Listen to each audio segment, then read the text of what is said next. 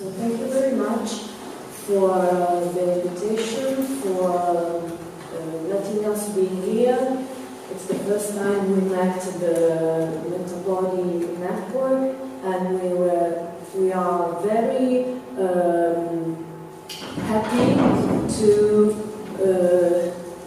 of this encounter, because it has opened to us a lot of possibility of thought that were unpredicted before. So thank you very much, and thank you to the organization for the conference. Thank you, Delphine, for the emails, and so on. And thank you, everybody, to have stayed here for the last conference. I am Sara Baranzoni, and he is Paolo Vignola. We work together, and he is a philosopher. I'm involved in a research that couples philosophy with performance theory, and I'm a member of Performance Philosophy Group, with which I'm planning next year event in Europe, and we work together with a team that belongs to the IRI, Institut de Recherche et Innovation of Paris, directed by Bernard Stiegler, that today has been evoked so much, and that is one of the characters, let's say, of our talk. So we can start, and saying that we would like in this talk to set out a number of philosophical thoughts that explain how the explosion of digital society and ubiquitous computing is today modifying the condition of possibility of experience and sensibility in every domain. So not only dance and choreography, or music or arts, but every domain.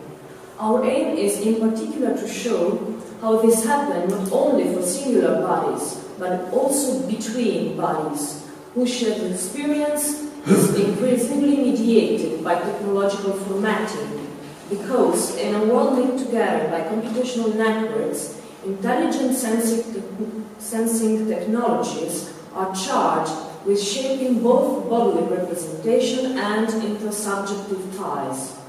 We will start, therefore, from the interrogative derived from the Spinozian question, what a body can do, and we will address this question in accordance with Deleuze's indication, for whom the possibilities and capabilities of acting on a single body are not separable from the proximity to and the encounter with other bodies, living or otherwise, and nor are they separable from their milieu. Hence the question necessarily becomes, what can bodies do within controlled societies, inasmuch as we are witnessing their concretization?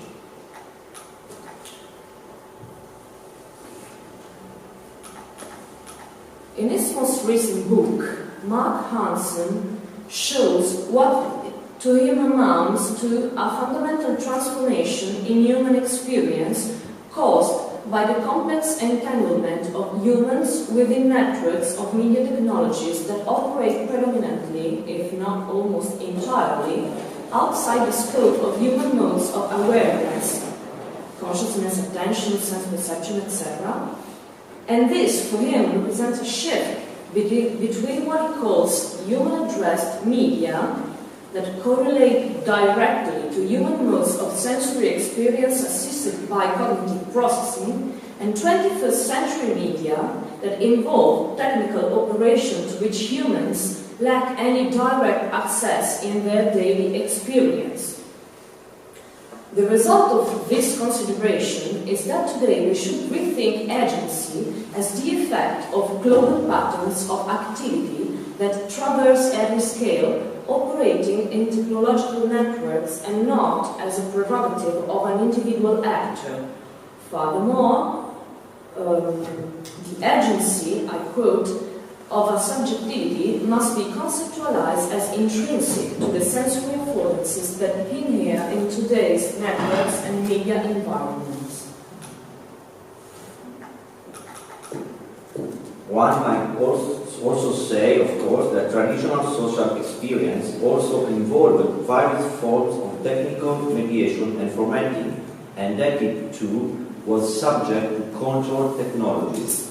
Think, for example, of the way in which the telephone structured conversation, diminishing the value of proximity, while simultaneously intensifying certain kinds of bodily response and language use.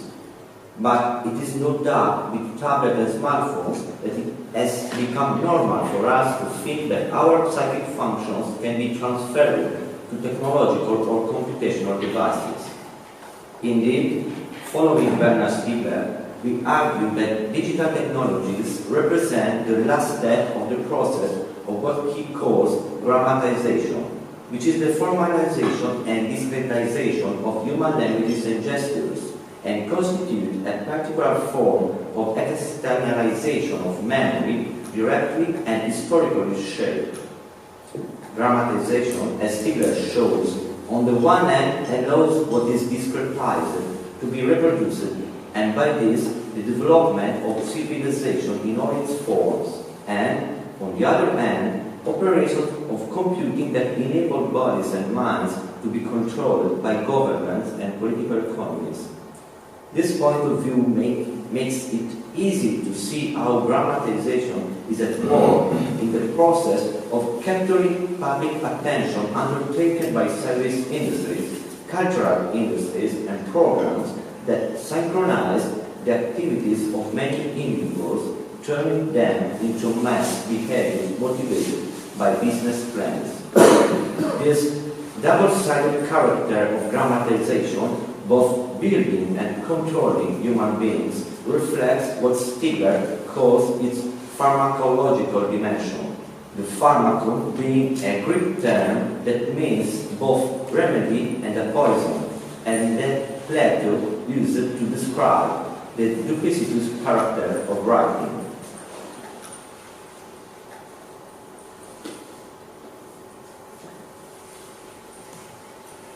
Today, the widespread diffusion of computational devices can be conceived as a further step of digital grammatization. They are capable not only of capturing, recording, and discretizing data, but even more of automatically building narratives and prescription from such data, so much so that these devices seem to be autonomous agents. A recent critique of McLuhan's concept of remediation, for which each new media remediates previous media in itself, has the potential to show the role of this next generation of digital technologies both in sensibility and social life. We are talking about the concept of intermediation proposed by David Berry, with which one can understand a medium as an agency in the sense proposed by Anson, and no longer as simply as a tool for doing something. Mediation is directly embodied mediation of human with non-human actors, that is, an assemblage of them that acquires its life, memory, and knowledge, that is increasingly a matter of replacing real experience with a representation obtained by codes and software. And I quote Berry. There are many examples of how attending to the code and software that intermediates many of the life, memory, and biopolitical systems and industries of contemporary society could yield similar revealing insight into both our usage of code and software and also the structuring assumptions, conditions, and affordances that are generated.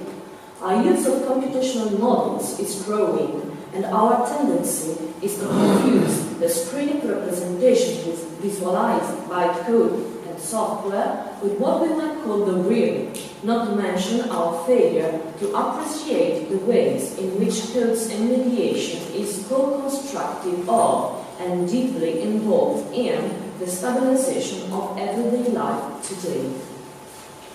Here the term affordance refers to the deep linkage that intermediation creates between the human and the non-human agents, an invitation to do or a suggestion on how to use that doesn't pertain directly either to the object or to its user, but rather to the relationship that can be established between them. And as the very states, this relationship tends to force our interpretation of the real into a mediated representation where the world is codified into rules, routines, algorithms, and databases, which is to say, where each aspect of everyday life is reduced to a predetermined set of actions, worked by codes and software to be rendered programmable. The result is a computable and calculable taxonomy that precisely prescribes what a body can do.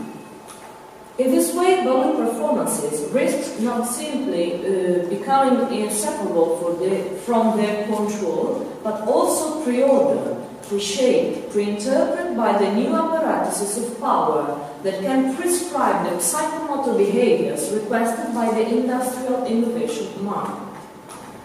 The concept of intermediation tries to take into account this tendency of computational technology to take the place of human faculties. We will see how this substitution can be thought both in a positive and optimistic way or in a negative and catastrophic one, with reference to human sensory faculties in particular.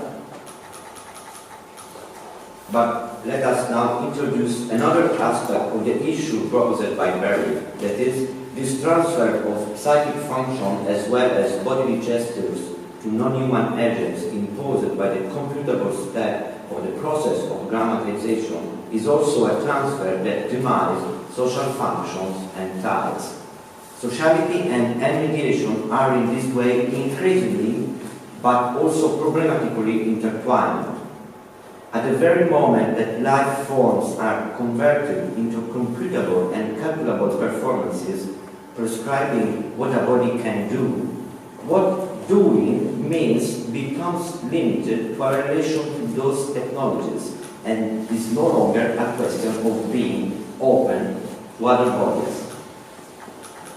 This can be seen as a problem concerning what Gilbert Simondon, one of the most important philosophers of technology of the 20th century, called psychic and collective individuation. According to Simondon, individuation is a process that is always both psychic and collective, where the psychic, which is a singular one, and I, and the collective, we, are two aspects of the same process, and where the difference or the dichotomy between them is also the dynamic of the process.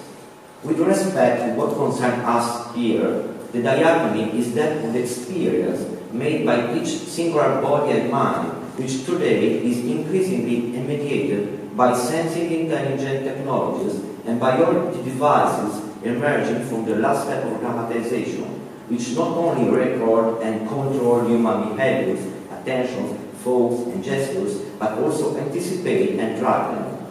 Thus, following again Stigler's perspective, the problem is that the current stage of grammatization has brought us to the limit of individuation, to a loss of individuation at the point of completion of the process of psychic and collective individuation in general.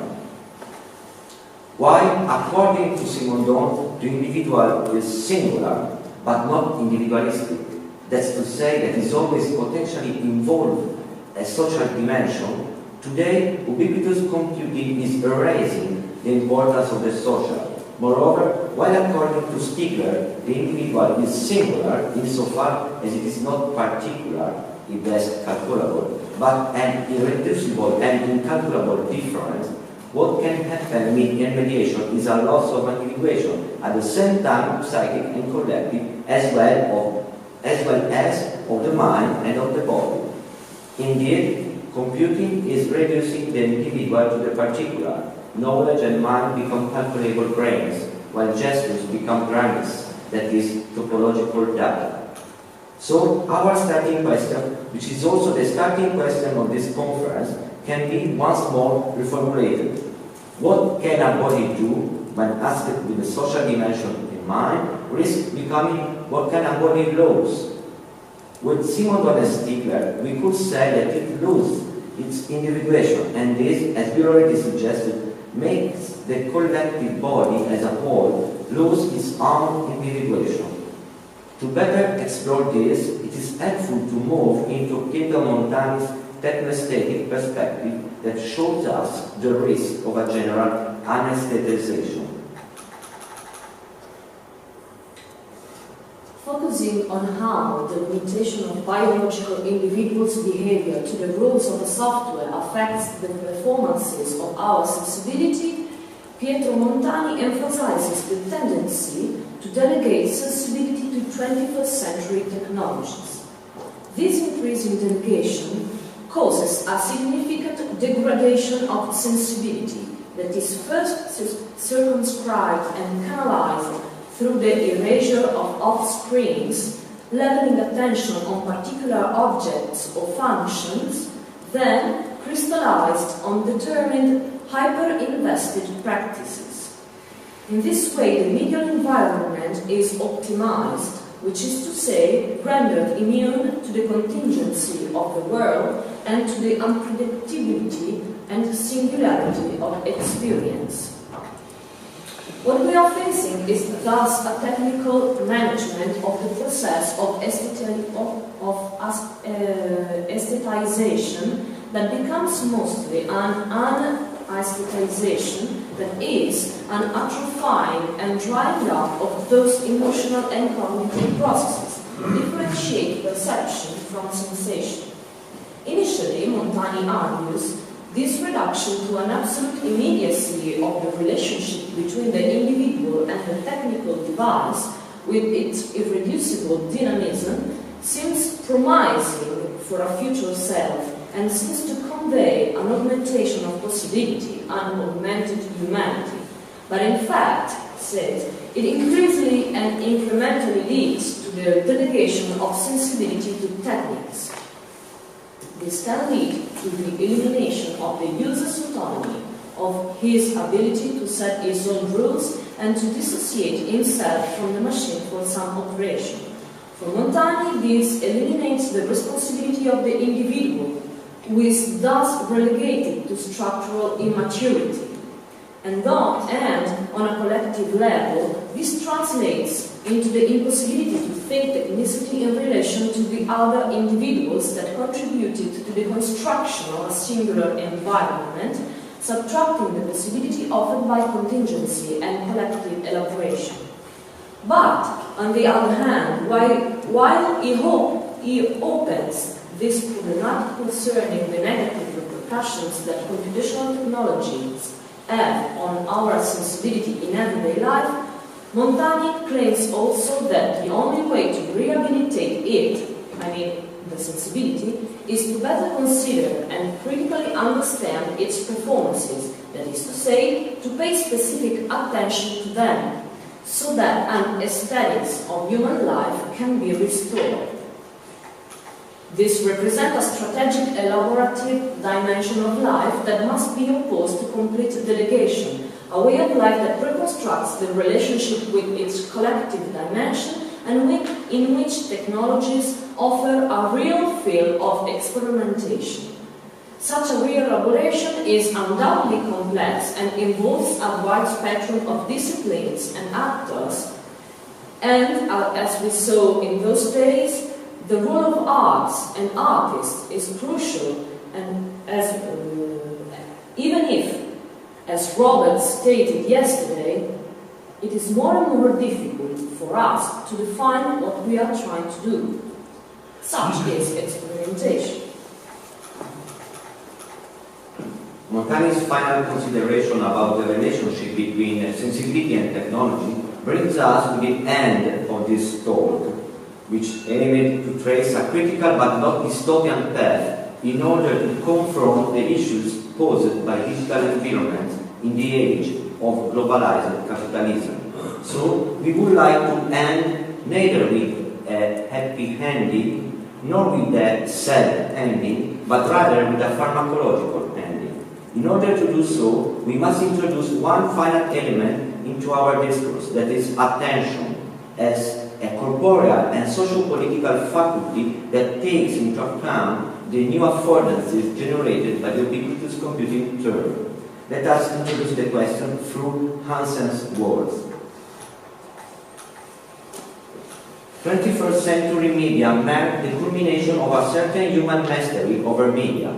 In one sense, they open up an expanded domain of sensibility that can enhance human experience. On the other hand, they also impose to humans to rely on technologies to perform operations to which they have absolutely no direct access whatsoever. We will need to find ways of deploying the very operation of data gathering and computational sensing, most responsible for marginalizing consciousness, in the service of a fundamental reengineering of sensory experience that is explicitly pharmacological. That is, it simultaneously diminishes and supplements the sensory, perceptual, and expressive capacities of humans. If this kind of need is a matter of computational engineering, we deem that the pharmacological state is both political and theoretical, and for this reason we trust in a new form of social attention, and specifically in what Stigler began to trace as a kind of updating of Foucault's taking care of the self and others.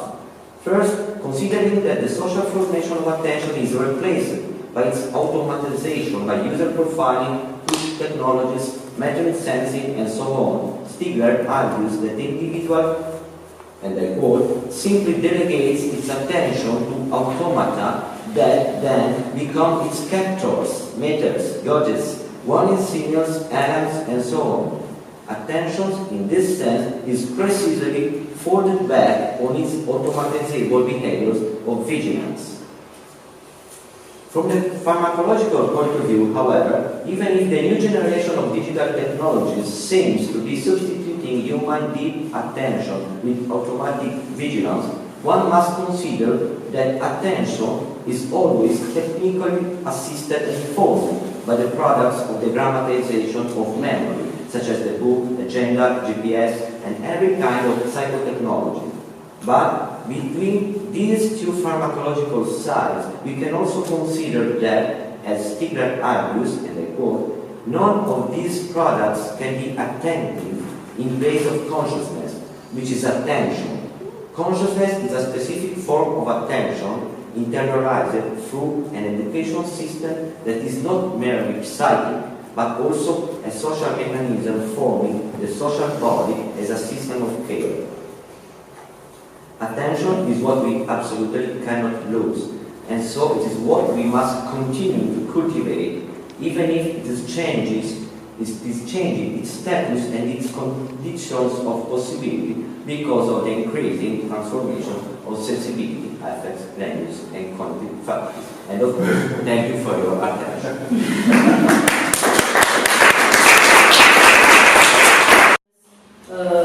Linked to sensibility, care, attention, and interest for the relation between technologies and, let's say, thought and body.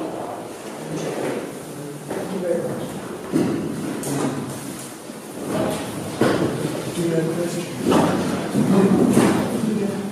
Well, I just want to say something that is always an inquiry for me in this field. That is sometimes when I read Stigler, Simondon, etc., mostly Stigler, I find that there's kind of a lot of technophobia, kind of a little bit, and sometimes a lot of technophobia in relationship to demonizing a lot of the digital technologies.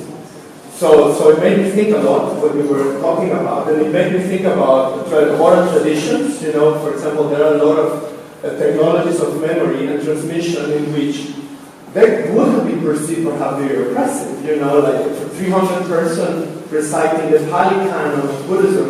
They didn't have any kind of recording technology, maybe writing. And they actually spend probably 30 years of their life repeating that. So what I'm trying to say is like, it looks like the same media, something that is just for the last 40 years.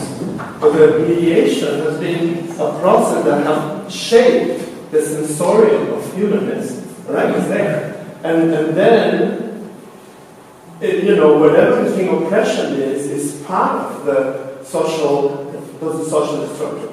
Then, sometimes I have been extremely oppressive, even the theorization in relationship to Stigler. And kind of ignoring that there are big universities as structures supporting this kind of theorization. You know what I mean? So I just want to say that we, as transmitters of knowledge, we are also mediating knowledge through structures of power, like Affordances. All right? So, what I'm trying to say is we have an enormous sometimes blind spot about it. And we have legitimized theories that sometimes they're legitimized by the institutional powers of these organizations, that they quote each other. So I really want to call attention to our own reflected powers in relationship to our own critical perspective. Because what I see sometimes is just this mediation and replication and quote of the quotation that sometimes we lose kind of perception or awareness that we are in a performance that tends to replicate with a full political structure and economic structure in itself. And I think that, that we are not as theoreticians outside of the power, the discursive power and economic power of this. And I have felt sometimes entrapped in almost like a non-dialogical realm, because it becomes this transmission of like, he's over there to Paris, he's over there, and this is what has to be said. And I just want to call attention to that, because we may be not seeing a quite. Then I see this kind of, I have seen in the last 7 years, simultaneously, like, boom, and I think that I want to call attention to that. Like just also thinkers and practitioners of this field, for example, he even mentioned, Hansen mentioned art as if art is not a social construction. So there is a blind spot there. Artists, what are we? We are a product of a bunch of social conventions. There's nothing essential about being an artist. So then he's kind of essentializing art and criticizing technology. I totally don't understand that, even from the postmodern point of view. So there are internal incongruences in these theories. And this is a big philosophical debate. Yes, but maybe I don't understand, but you are saying that Stigler is too much critical about technology. Okay, so this or computation and yes. We need to consider a thing, not a thing, a date. The first series of Stigler's books, and so Techniques and Time, la technique de temps, 1, 2, 3, and Mécréance du crédit, 1, 2, de la misère symbolic misery, are what I call symptomatological, and so very, very critical on technology. After the death of Jacques Derrida, that was the master of Bernard Stiegler, Stiegler started to conceive his perspective, his new perspective, that is pharmacological perspective. This is a real change, not only in Stiegler's philosophical path, but in a way to conceive philosophy today. But the problem is that when Stiegler became famous, a lot of people explained the first part of the Stigler's thought, and every people think that Stigler is very critical. Stigler is at the same time very critical, but not only for digital, but for the writing. Since the writing to the digital, very critical, and at the same time he tries to find new ways to conceive this, and he tried to find new ways not within the philosophical field, but with other people, with scientists, with artists, with performers, and so on. I think that there is a lack of knowledge about the process of individuation of Stigler himself. And Stigler is the first victim of this social construction of the philosophy and the knowledge. You can study Stigler in many universities of France. This is a symptom of something that is, for me, a new way of doing philosophy. And you have also to consider that when Stigler talks about techniques, it doesn't want to exclude the field of bodily techniques and embodied memory of the gesture, of the physical trainings and arts, etc. But it wants to focus its attention on what it describes as techniques, as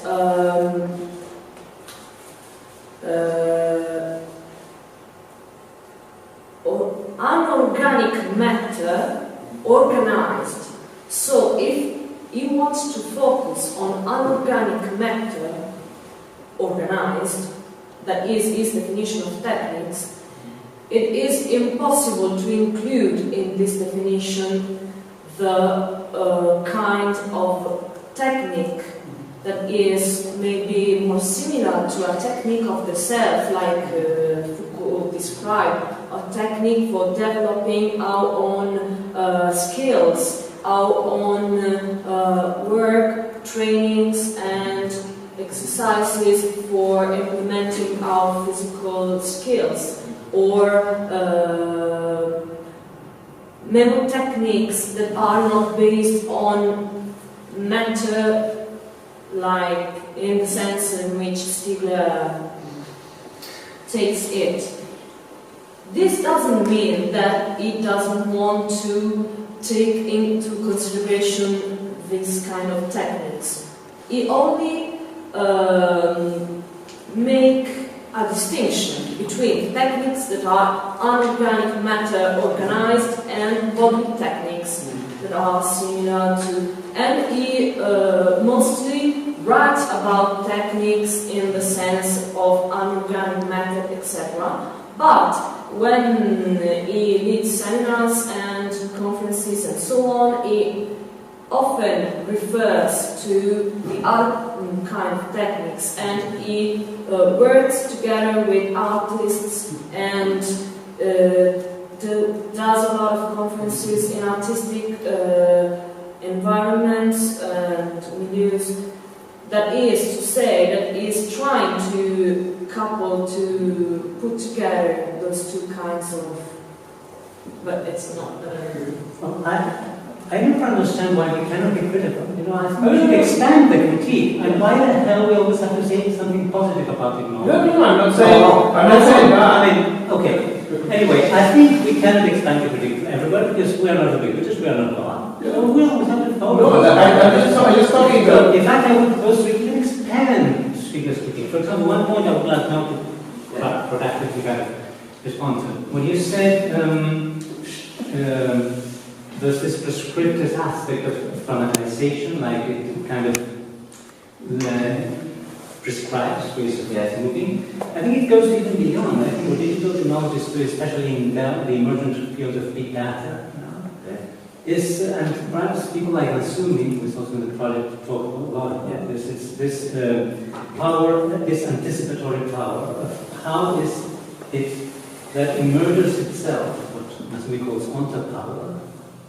How is it that emerges itself is captured on the fly? It's not just about prescribing, but even capturing on the fly any emergent kind of movement in the world. This is also a novel kind of, quite a novel kind of something we need to start criticizing much more in depth. Yes. Because, there's something there which goes beyond the actual, which enters. I don't like actual the distinction between virtual and actual. I like things in movement. It's degrees of alignment. I think I'm critical with the Deleuzian distinction of virtual and actual. Yeah, I have inherited it somehow, so I've thought a lot about it in its terms.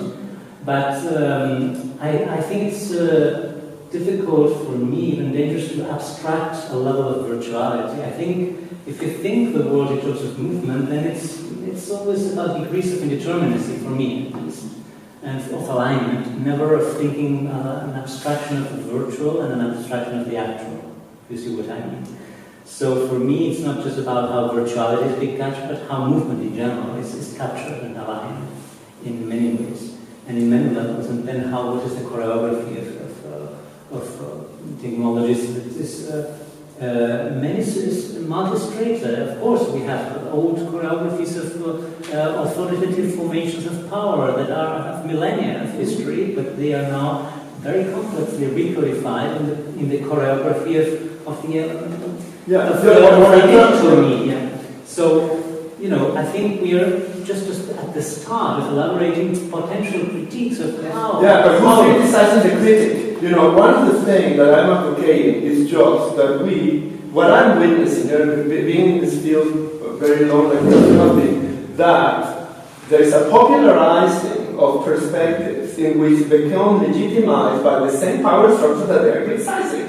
And I would say that a lot of universities become incredible. What are universities? Big business of legitimation of knowledge. So, and I come from the United States, where it's like, $100,000 just to do a master's degree. So, I would say, if we expand what I'm inviting us to see the critical perspective, even through the technique of the theory, all right? So, and that's for me. That when we have, Eric Manning and Brian, and they're not here, they're just, it's really great that we, in the social milieu that we live, we legitimize each other. So, and I think that's a network phenomenon that is clear. And I think it's very good to be aware. So that when we're aware of that, we may be able to honestly think together, but not just sometimes presenting ideas that have been legitimized through power structures that are universities. And why do you perceive such a legitimization here and, well, it's No, I'm just saying. Happens in every found practices. In your work, you're doing everything with. No, I'm not saying that I'm not out of this. I'm just saying that I'm aware, and it's something that and this is what we're talking. I think that it's very important to be aware that we live in power structures that legitimize knowledge. Knowledge, embodied knowledge, everywhere. But why do you think we're not aware of it? Because I would say, when normally we demonize something in a very extreme way, perhaps we're not seeing a lot of sides of the phenomenon. I think if we are afraid of demonizing things, then we have lost critical capacity. I'm not afraid of criticizing technology. It's when it becomes a romantic view. I just tell I try to. But I'm not trying to make what I want to say, what I wanted to say before, and this, I think that this discussion is the symptom of something that is not yet concretized within the philosophical fold. There is the possibility of criticizing and at the same time criticizing the technology and at the same time developing the technology. In the history of philosophy, this is never occurred. But it's never occurred because you cannot say yes and no, okay? The experimentation of the thought may be this, to say yes and no to the technology. At the same time, this is the pharmacon. The rules of pharmacon is that it is precisely unconceivable for the philosophy. This is the experimentation of Stigler. So when you say we have to extend the critic, Stigler said yes, we have to extend, and we have to be aware of this structure of power that you are saying, considering that the grammatization is what permits the rise of that power. Because if you have the means of the grammatization, you can also exercise the power. And of course, even here there are power, there are relationship of power, as Foucault explained it so well. But how to use this relation of power? We can use this relation in order to grow the subjectivization, or in order to control, as in your university, in my university, a lot of university in the world. So, sorry, I think this is very good finalization here for the whole conference. And I come from the religion studies, so I love the virtual. Stigler hates the virtual. So I am in a conflict between the Deleuzian concept and Stiglerian perspective. Stiglerian perspective is hyper-materialistic. So there is the inorganic matter organized. There is a virtual. There is movement, line, and so on. But this is a tragedy for me. Yes. Thank you.